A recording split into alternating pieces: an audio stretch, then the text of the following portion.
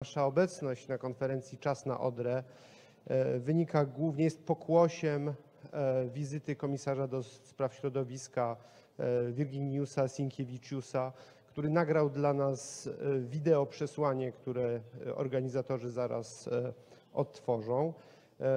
W zeszłym roku spotkał się z przedstawicielami NGO-sów, środowiska społeczeństwa obywatelskiego, które dziś jest obecne na tej sali również jako współorganizatorzy.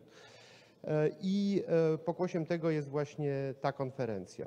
Przypomnijmy, że pierwsza konferencja CZAS na ODRŁ odbyła się w roku 2022 pod naszym patronatem.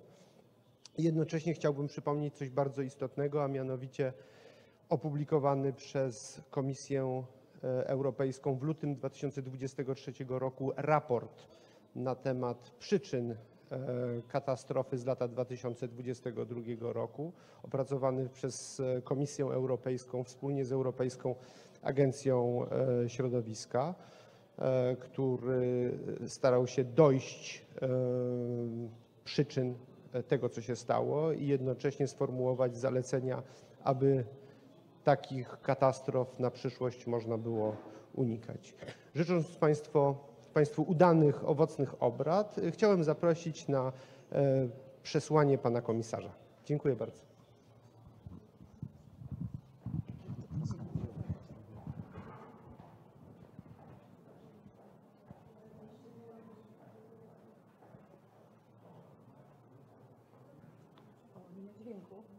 They do so much. They provide clean water for drinking and for economic activities. They safeguard our nutritious food. They provide inspiration and cultural identity. And we all understand how vulnerable they are.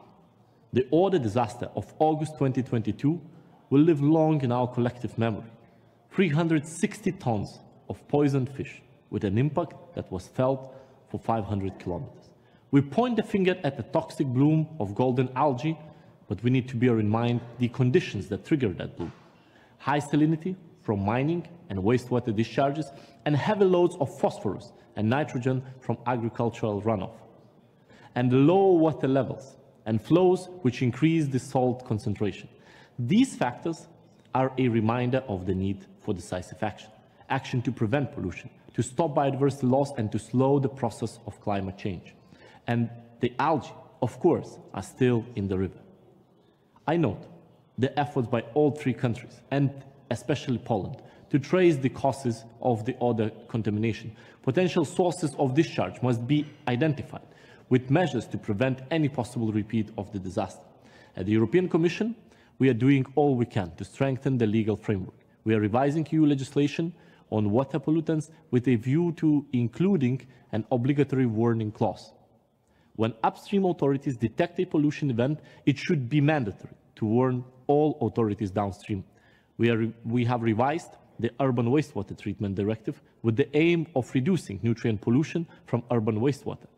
And we will continue to help all member states with technical and financial support.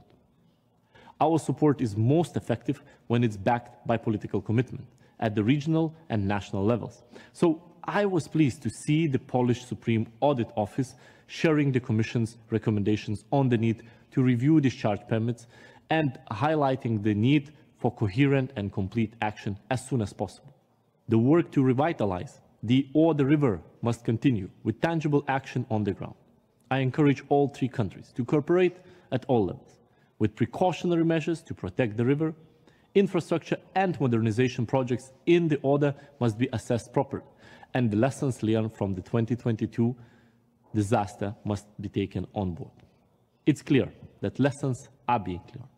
Thank you all for your efforts so far to restore the river. I trust these efforts will continue, and I wish you fruitful discussion at the event today.